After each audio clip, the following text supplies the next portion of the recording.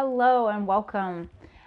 Today I'm going to be talking to you about a dating story. It's going to be my first story time of telling you about past dates that I've had.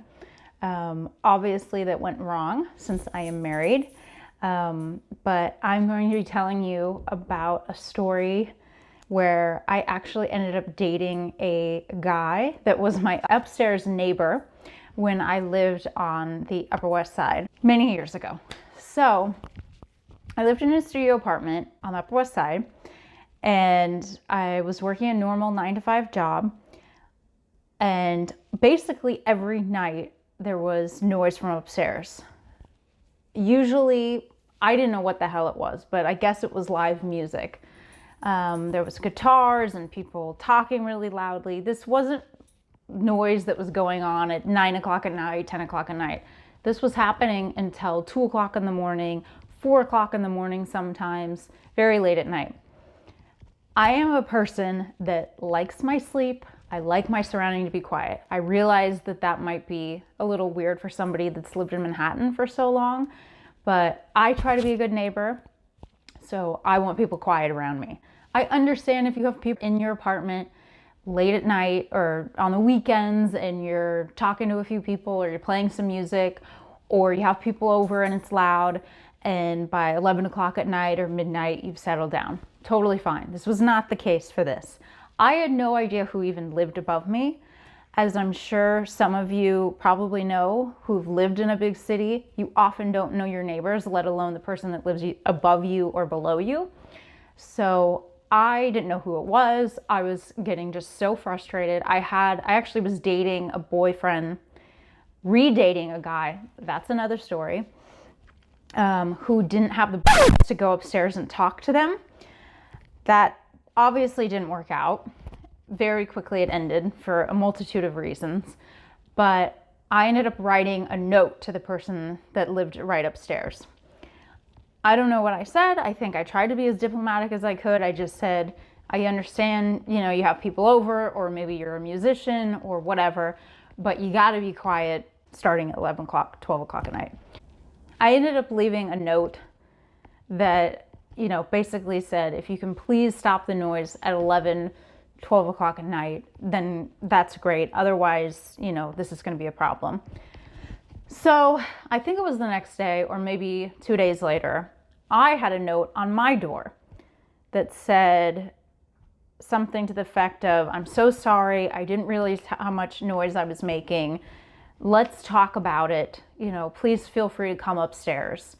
And it was signed, well, I won't say the name, but let's just call him Derek.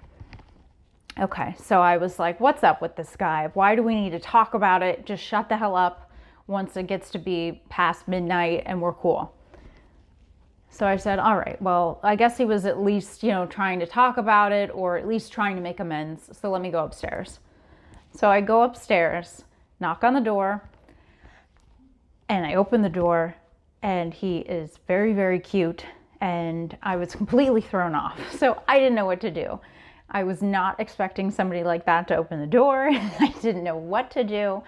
So I ended up going in and talking to him about the noise. At first, I was still confused why he wanted to talk, what there was really to even go over. I don't know what happened, but he offered me a drink. We were talking. It was also weird because he lived in the apartment literally right above me, obviously. And I don't know if you've all been to an apartment that is your exact layout, but obviously everything is different. All the furniture, everything is different. So that was already weird enough to be in my exact space above me, but then also have everything laid out so differently. And I was also frustrated because I thought his apartment was better than mine. I had gone from living in a 2-bedroom, 1-bedroom to studio apartment just because it's New York. And apartments are very expensive. So I was living in a small apartment on the Upper West Side. And I had probably what was worth 1 or 2 bedroom worth of furniture stuffed into a studio. So I had a lot of furniture and his space was it just looked really nice the way he had it laid out. You could tell he'd been there for a while and knew what he was doing in terms of the layout. So I was sitting there on his couch talking to him, and I went from angry downstairs neighbor to full-on flirt mode with this guy. So he offered me a drink, we were talking. He was a musician, which years ago, I don't even know how many of those I dated. We ended up at a bar 3 blocks away from our apartment building, basically on a date that night. And yeah, I don't know what happened, because I'm a person that does not get over things quickly. If you've annoyed me or frustrated me in some way, it is not easy for me to just switch and be like, okay, everything's great. So yeah, so the person that I'd been complaining about for weeks, possibly months, to friends and family about how bad this guy was, immediately changed.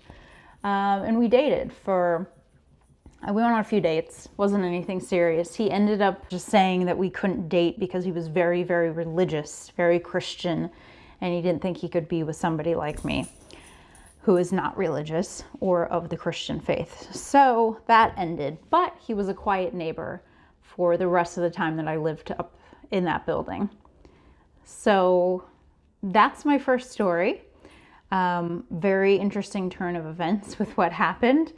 Nice guy in the end, just didn't realize how loud he was, but hopefully he is a good neighbor to people in the future. So that's my story, and I will be bringing you many more dating stories of what I've done in the past and the types of people that I've dated and the experiences I've gotten into.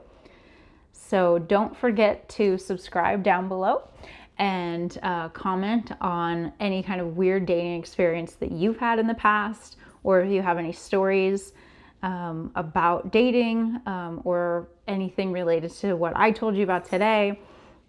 And all right, I will see you in the next video.